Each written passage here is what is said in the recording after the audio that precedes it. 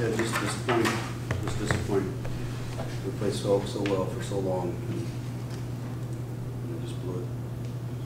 Go ahead. And just the big plays that started out the second half. 2 plays offensively, and they scored 2 touchdowns. Just what you see. Yeah, it happened in the first half too with the 67-yarder. You know, you play not great with math, but you play 5 plays, so you get 315 yards and 3 touchdowns, and the rest of the football game they play 40, whatever it was, 47, 46 plays and get 160 yards. So the big play devastated us. You know, obviously. Was it something different they did with those big plays? No, or is it just we got to be completely focused in assignment football. They had a nice little scheme. They came back out with counter option, which got a ball on the perimeter. We got cut, which was fundamentals, and it was out the gate. And then we just had to be gaps down there. And 2 full, like actually, I lied to you, it's 3 fullback runs. You know, fullback right down the middle, and then you're in man coverage. So you don't have a post safety there, and you have 3 guys. Schematically, that it was the same call as stopping them in the first half. So, you know, you have to be on point and focus for 60 minutes, not 54 minutes and 6 seconds, or 6 minutes, or that math is again. Back to math again. But I think the kids played their hearts out. I think they prepared well. I think the coaches put together both offensive and defensive schemes, but you can't take 5 to 8, 9 plays and self-destruct offensively and defensively. You know, offensively we have nice drives going, and all of a sudden, you know, we're doing a great job. The whole first half we won every phase of the football game. The second half, you know, we had I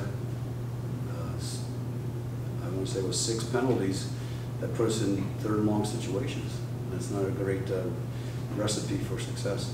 And you have to be feeling, I mean, the big plays, but you have to be feeling pretty good about the other plays for the defense. Most of the little louder, I can't hear big plays. Aside from the big plays, it seemed like they were pretty good assignment-wise throughout the afternoon.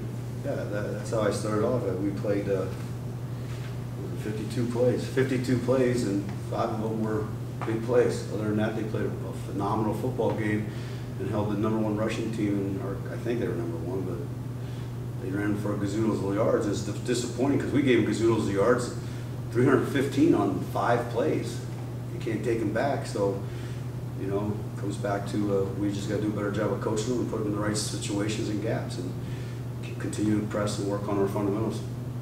You talk about that assignment football, those few plays where they just weren't, you know, executing there on defense and on offense as well. You move into a bye week now. Does that kind of be the major focus for you to try and teach them into the next game?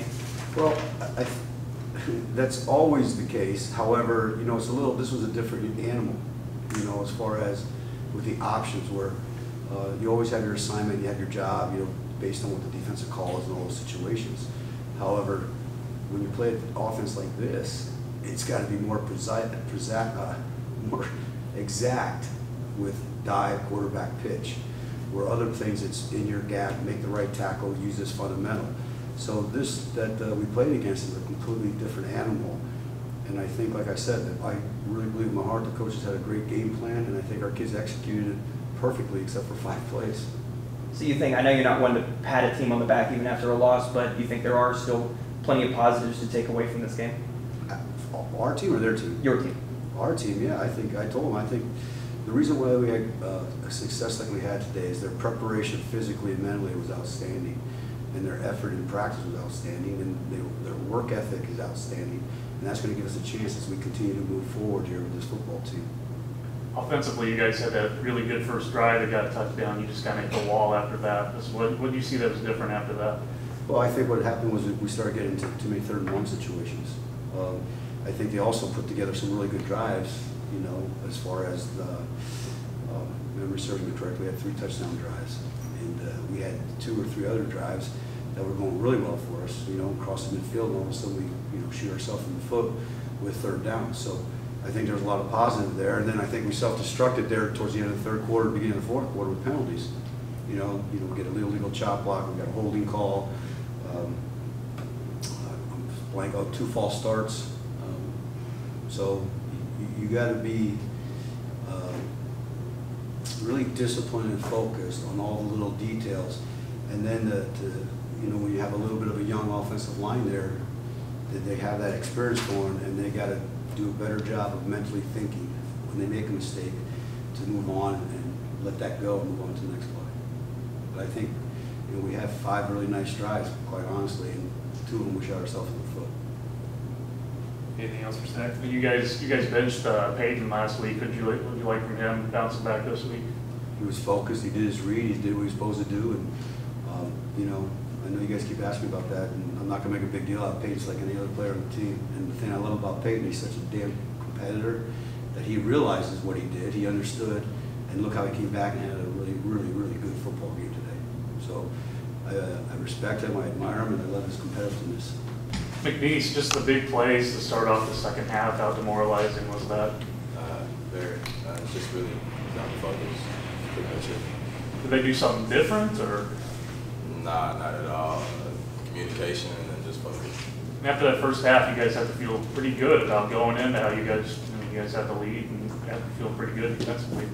Oh yeah, we were doing things right. Just one person, one play. Two people don't communicate. You get a big play like that from their offense.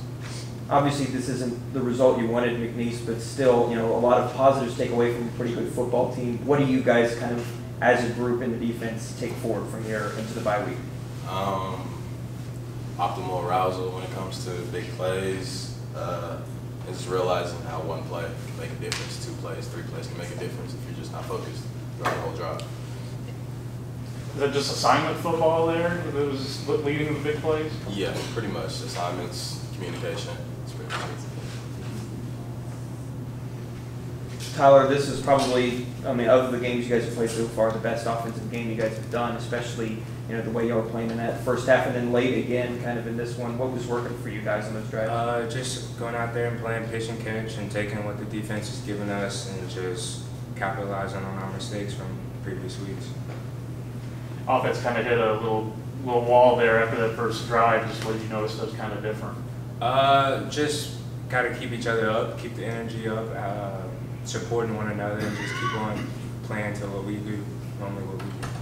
What's kind of the mood? Do you guys feel like you can play with the number 6 team in the country you guys played today? I feel like we can play with anybody. It's just it's always about us, never about them, and just keep getting better and just capitalizing on the little things.